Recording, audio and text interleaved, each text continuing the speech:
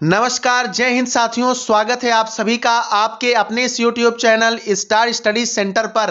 आज के इस क्लास में हम सभी लोग देखने वाले हैं मानव मूल्य और पर्यावरण अध्ययन से संबंधित महत्वपूर्ण प्रश्न।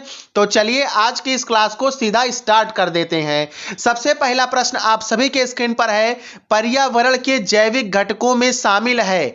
ए ऑप्शन है जानवर, बी ऑप्शन है अपघटक, सी ऑप्शन है हरे पौधे और ऑप्शन नंबर डी है उपर्युक्त सभी। यहां पर इस प्रश्न का राइट आंसर हो जाएगा ऑप्शन नंबर डी, उपर्युक्त सभी क्या है, पर्यावरण के जैविक घटकों में शामिल है। आइए चलते हैं अगले प्रश्न पर।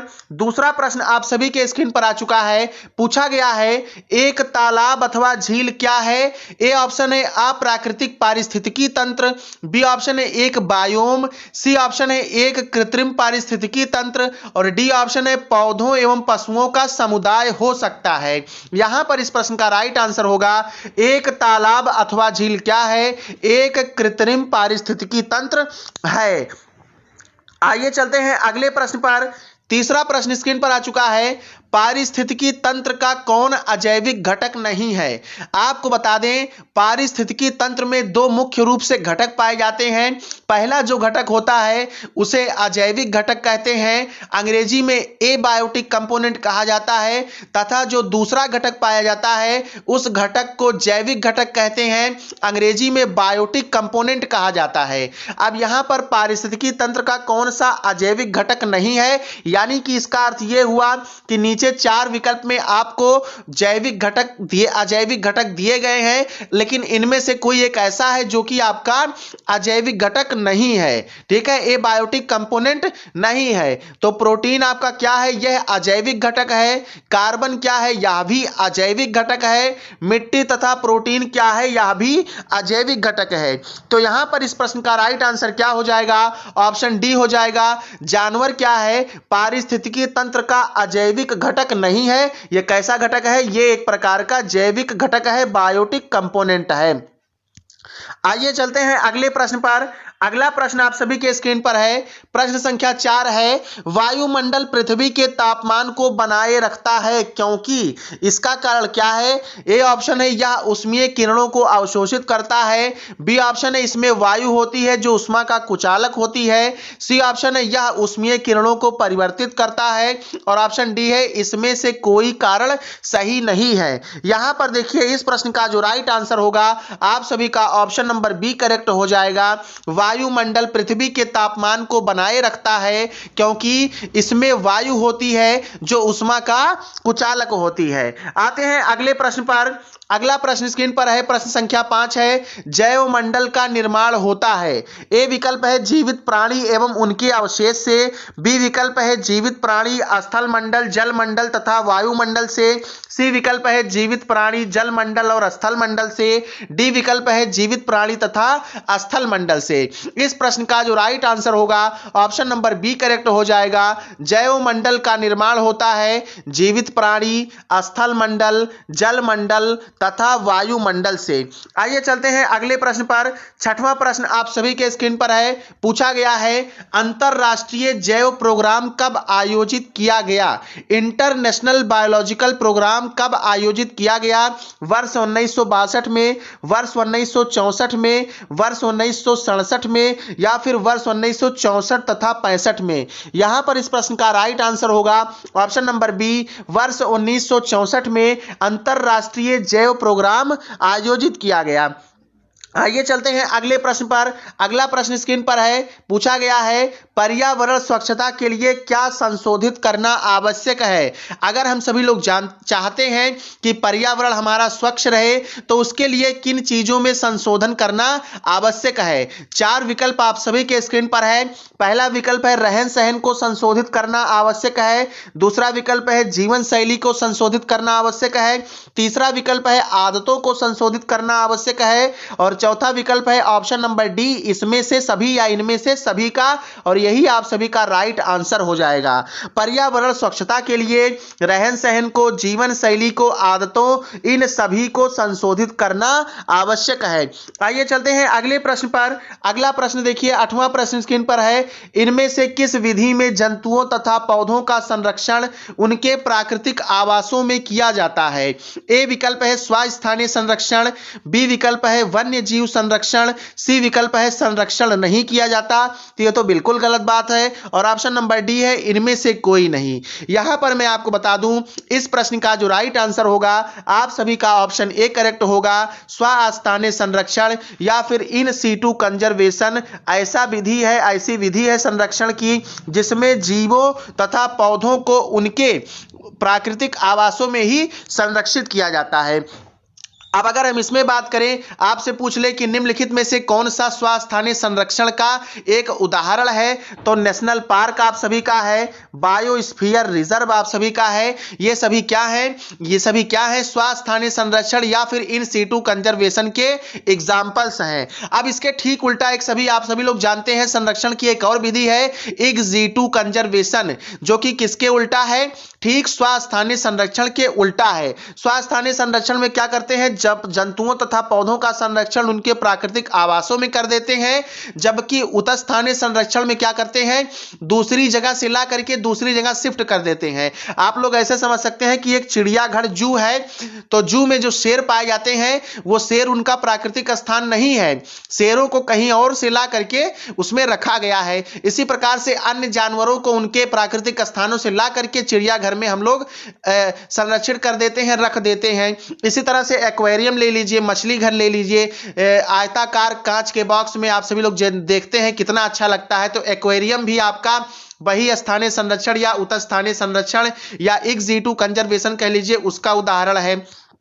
ठीक है, तो उम्मीद करते हैं कि यह प्रश्न आप सभी को समझ में आ गया होगा। आइए चलते हैं अगले प्रश्न पर। 9वां प्रश्न स्क्रीन पर है, शोर पैदा करने वाली गतिविधियां हो सकती हैं। पटाखे जलाना बिल्कुल ठीक है, लाउड स्पीकर बजाना बिल्कुल ठीक है, वाहनों के हॉर्न बिल्कुल ठीक है। इनमें से सभी आपका क्या हो जाएगा? राइट आंसर हो जाएगा। आइए चलते हैं अगले प्रश्न पर। 10वां प्रश्न है, पेपर टिश्यू की जगह किसका उपयोग किया जाना चाहिए? नायलॉन का टुकड़ा, सूती रुमाल, झूठ का टुकड़ा या फिर रेशम का टुकड़ा। तो यहां पर देखिए झूठ का टुकड़ा लिख गया है, ये झूठ को हम क्या लिख रहे थे? जूट लिख रहे थे। ठीक है, इसको आप लोग सुधार कर लेंगे, सही कर लेंगे। तो यहां पर इस प्रश्न का राइट आंसर क्या हो जाएगा? ऑप्शन नंबर बी करेक्ट हो जाएगा, टिश्यू पेपर की जगह सूती रुमाल का उपयोग किया जाना चाहिए। आइए चलते हैं अगले प्रश्न पर। अगला प्रश्न स्क्रीन पर है, प्रश्न संख्या 11 है, इनमें से किसके प्रयोग से मिट्टी के जीवाणु समाप्त हो जाते हैं? तो रासायनिक उर्वरकों के प्रयोग से मिट्टी के जीवाणु समाप्त हो जाते हैं, कीटनाशकों के प्रयोग से मिट्टी के जीवाणु समाप्त हो जाते हैं। इसलिए ऑप्शन डी, ऑप्शन सी यहां पर करेक्ट हो जाएगा, उपर्युक्त दोनों, और ऑप्शन डी इनमें से कोई नहीं, तो ये तो आपका गलत होगा। आइए चलते हैं अगले प्रश्न पर। 12 नंबर का क्वेश्चन स्क्रीन पर है, कारखानों से कौन सी जहरीली गैस निकलती है? सल्फर डाइऑक्साइड तथा कार्बन मोनोऑक्साइड, मिथाइल आइसोसाइनाइड तथा हाइड्रोजन, एमआईसी तथा नाइट्रोजन की ऑक्साइड, इनमें से सभी। यहां पर देखिए इस प्रश्न का राइट आंसर होगा ऑप्शन नंबर डी, इनमें से सभी, क्योंकि सल्फर डाइऑक्साइड तथा कार्बन मोनोऑक्साइड, मिथाइल आइसोसाइनाइड तथा हाइड्रोजन, एमआईसी तथा नाइट्रोजन की ऑक्साइड, ये सभी क्या है? कारखानों से निकलने वाली जहरीली गैसें हैं। अब आइए यहीं पर हम बात करते हैं कि आपको टर्म मिला होगा एमआईसी, तो एमआईसी देख लीजिए, यम का पूरा नाम है मिथाइल, आई से होता है आइसो और सी से होता है साइनेट। अब मिथाइल आइसोसाइनेट से जुड़ी एक घटना हमारे इतिहास में, भारतीय इतिहास में हुई है, बीजीटी कह देते हैं, भोपाल गैस ट्रेजेडी कह देते हैं। अब भोपाल गैस ट्रेजेडी पर क्वेश्चन आपसे पूछा जा सकता है, यूनिवर्सिटियों में पूछा भी गया है। तो यह इसमें यह पूछा गया है कि भोपाल गैस त्रासदी कब हुई थी? तो 2 से 3 दिसंबर की रात्रि को 1984 ईस्वी में भोपाल गैस त्रासदी हुई थी। भोपाल शहर में एक कीटनाशक संयंत्र से एक गैस जो कि बहुत ही खतरनाक है, हमने अभी आपको बताया MIC या मिक गैस या फिर मेथाइल आइसोसाइनेट, यह लीक हो गई और गैस लीक होने के बाद तेजी से आसपास के घने आबादी में फैल गई, जहां पर एक बड़ी संख्या में लोगों की मौत हो गई। यह बहुत बड़ी ट्रेजेडी थी। तो यहां पर क्वेश्चन आपसे पूछेगा कि Bhopal gas tragedy, Bhopal gas त्रासदी कब हुई, तो ईयर आपसे पूछ सकता है 1984 में। कौन सी गैस जिम्मेदार है, तो MIC गैस जिम्मेदार है। आइए चलते हैं अगले प्रश्न पर। 13 नंबर का प्रश्न है, प्रदूषण की संकल्पना किसके अवांछित कार्यों से जुड़ी हुई है। यहां पर जंतु, जलीय पौधे, मानव और ये सभी आपको विकल्प के रूप में दिख रहे हैं। इस प्रश्न का राइट आंसर होगा ऑप्शन नंबर सी, मानव के अवांछित कार्यों से प्रदूषण की संकल्पना जुड़ी हुई है। ऑप्शन यहां पर सी करेक्ट हो जाएगा। आइए चलते हैं अगले प्रश्न पर।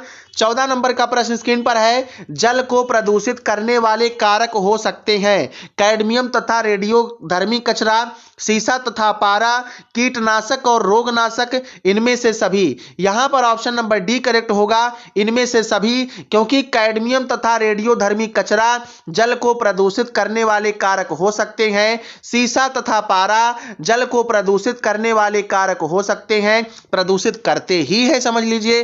कीटनाशक और रोगनाशक यह भी जल को प्रदूषित करते ही करते हैं, अतः ऑप्शन डी यहां पर करेक्ट हो जाएगा। चलिए अगले प्रश्न पर आते हैं। प्रश्न संख्या 15 है, इनमें से कौन अक्षयकारी प्रदूषक कहलाते हैं। 4 विकल्प स्क्रीन पर है। पहला विकल्प है एल्यूमिनियम, पारा, लोहा। दूसरा विकल्प है प्लास्टिक, हाइड्रोकार्बन, फिनाइल। सी विकल्प है तांबा, मैग्नीज और कैडमियम। और चौथा विकल्प है इनमें से सभी, और इनमें से सभी वाला विकल्प आपका यहीं पर राइट है, क्योंकि एल्यूमिनियम, पारा, लोहा, प्लास्टिक, हाइड्रोकार्बन, फिनाइल, तांबा, मैग्नीज, कैडमियम, ये सभी क्या है, अक्षयकारी प्रदूषक कहलाते हैं। आइए चलते हैं अगले प्रश्नों की तरफ। प्रश्न संख्या 16 स्क्रीन पर है, निम्नलिखित में कौन कृषि जनित प्रदूषकों में सम्मिलित है। तो कीटनाशक तथा रोगनाशक ये कृषि जनित प्रदूषकों में सम्मिलित है। रासायनिक उर्वरक ये कृषि जनित प्रदूषकों में सम्मिलित है। खरपतवार नाशक ये कृषि जनित प्रदूषकों में सम्मिलित है। और ऑप्शन आप सभी को क्या दिख गया है, डी, इनमें से सभी। यही ऑप्शन आपका राइट हो जाएगा। ठीक है, आते हैं अगले प्रश्न पर। अगला प्रश्न स्क्रीन पर है, प्रश्न संख्या 17 है, निम्नलिखित में त्याज्य सामग्री है। अब त्याज्य माने क्या होता है, त्याग करने योग्य, छोड़े जाने योग्य। तो कालिख और धुआं बिल्कुल छोड़ा ही जाता है, यह त्याज्य सामग्री है। धूल, कूड़ा करकट यह भी त्याज्य सामग्री है। सीवेज तथा मलमूत्र यह भी त्याज्य सामग्री है, अतः ऑप्शन डी यहां पर इनमें से सभी करेक्ट हो जाएगा। आइए चलते हैं अगले प्रश्न पर। 18 नंबर का प्रश्न है, सतत विकास की अवधारणा पहली बार कब सामने आई। वर्ष 1989 में, वर्ष 1986 में, वर्ष 1987 में या फिर वर्ष 1985 में। यहां पर इस प्रश्न का राइट आंसर हो जाएगा ऑप्शन नंबर सी, वर्ष 1987 में। सतत विकास की अवधारणा वर्ष 1987 में ब्रटलैंड कमीशन रिपोर्ट में पहली बार सामने आई। ठीक है, इसमें इस तथ्य पर बल दिया गया कि आर्थिक विकास हेतु कोई एक ऐसी पद्धति निर्मित की जाए कि भावी पीढ़ियों के विकास के आधार पर कोई आंच नहीं आए। ठीक है, तो यहां पर ऑप्शन सी करेक्ट हो जाएगा। 1987 ईस्वी में सतत विकास की अवधारणा पहली बार सामने आई। आते हैं अगले प्रश्न पर। प्रश्न संख्या 19 है, ठोस या टिकाऊ विकास में पारितंत्र के घटकों का परिरक्षण तथा रखरखाव होता है, पुनर्स्थापना होती है, दीर्घावधिक अनुकूलतम उपयोग होता है। अतः यहां पर ऑप्शन नंबर डी आप सभी का क्या हो जाएगा, करेक्ट हो जाएगा। ठीक है, आइए चलते हैं अगले प्रश्न पर। प्रश्न संख्या 20 है, स्थलीय प्रदूषक में सम्मिलित हैं। स्थलीय प्रदूषक में सम्मिलित हैं तो घरेलू अपमार्जक, ठोस, कूड़ा तथा कचरा, ऑप्शन ए है। मानव व पशुओं द्वारा उत्सर्जित मलमूत्र, ऑप्शन बी है। रेडियो एक्टिव तत्व तथा रासायनिक उर्वरक, ऑप्शन सी है। इनमें से सभी, ऑप्शन डी है। अब आप सभी लोग पढ़ते आ रहे हैं, इस प्रश्न का राइट आंसर किसमें बताएंगे? कमेंट सेक्शन में बताएंगे। कमेंट सेक्शन आप सभी के लिए खुला है, इस प्रश्न का राइट आंसर बताइएगा। जो लोग नए हैं वो लोग चैनल को क्या कर लीजिए, सब्सक्राइब कर लीजिए, साथ ही बेल आइकॉन को ऑल पर जरूर प्रेस कर लीजिए। इसका पीडीएफ पाने के लिए आप हमारे टेलीग्राम चैनल को ज्वाइन कर सकते हैं, डिस्क्रिप्शन में आप सभी को लिंक दिया गया है, वहां से जा करके टेलीग्राम चैनल को ज्वाइन कर लीजिए। ठीक है, जो क्वेश्चन हम सॉल्व नहीं करवा पाते हैं उसका हम पीडीएफ भेज देते हैं। ठीक है, बाकी ज्यादा से ज्यादा प्रश्न सॉल्व कराने की यहां पर कोशिश करेंगे। चलिए मिलते हैं अगले प्रश्न पर। जय हिंद, जय भारत, वंदे मातरम।